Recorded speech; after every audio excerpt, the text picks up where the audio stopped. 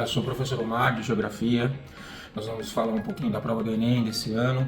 Foi uma prova clássica, né? Nós tivemos 13 questões de Geografia. Dessas 13 questões, 6 são de Geografia do Brasil, 6 de Geografia Geral, e a novidade foi uma questão de Geografia Regional do Mundo, trabalhando o tema de China, sobre movimentos separatistas dos uigures e como o governo chinês está trabalhando, trata essa questão desses movimentos separatistas. Mas os assuntos que apareceram na prova são assuntos recorrentes, que são assuntos padrões do exame do Enem. Então caiu urbanização, caiu o crescimento demográfico brasileiro, caiu pedologia, geomorfologia, questão ambiental que não falta na prova do Enem, né? Então eu espero que vocês tenham ido bem, vocês foram preparados, né? Esses assuntos foram tratados em sala de aula, então eu espero que realmente vocês tenham uma boa performance nessa prova, tá bom? E boa sorte pro restante aí das provas que vocês têm pela frente, tá bom? Até mais! E como foi a prova de História? Nós classificamos 12 questões como sendo do programa de História, alguns temas clássicos foram abordados. Agora, uma marca dessa prova foi realmente o peso dado ao texto, a leitura, a interpretação do texto e o cuidado com o vocabulário. Basicamente, era necessário, a partir do material apresentado, identificar o contexto, né?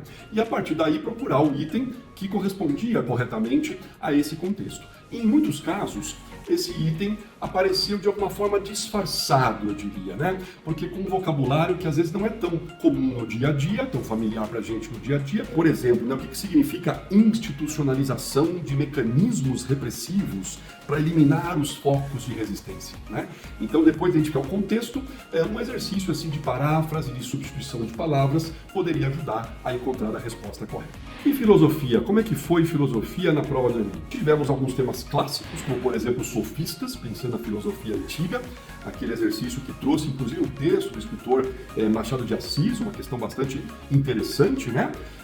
E também tivemos a presença de autores contemporâneos, como por exemplo o Merleau-Ponty. Ele tem sido citado com frequência, inclusive nas provas do Enem, mas aí um exercício muito curioso, porque traz o texto de um filósofo contemporâneo, mas o exercício pede um contraponto com a filosofia moderna, mais especificamente a filosofia cartesiana, né? Tem que lembrar então do Descartes, para então, a partir de uma característica importante do pensamento do Descartes, encontrar a resposta correta. De qualquer forma, uma prova é também bastante apoiada no texto, né, na leitura e na interpretação do texto, para poder encontrar a resposta correta.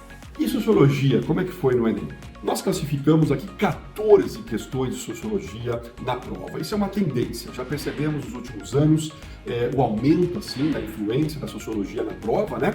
Embora não necessariamente abordando clássicos, autores clássicos da sociologia, mas trazendo muitos temas contemporâneos, muitos temas da atualidade, né? Um tema que teve muita influência na prova de sociologia, e você vê aí que não só na sociologia, né, nesse exame, é a questão da mulher, a condição feminina, como no caso o exercício sobre a Lei Maria da Penha, que remete, né, essa questão das várias formas de violência que eventualmente são cometidas contra as mulheres. São temas muito atuais, a questão então racial, a questão, a influência da tecnologia, né, nas relações sociais, nas práticas sociais, tradições versus modernidade versus mudança, né? Então, temas clássicos do programa, apesar de não remeter diretamente a autores clássicos. Mais uma prova, então, muito apoiada no texto e na boa interpretação do texto. Quer conferir as resoluções da prova do Enem? Acesse o Etapa Resolve.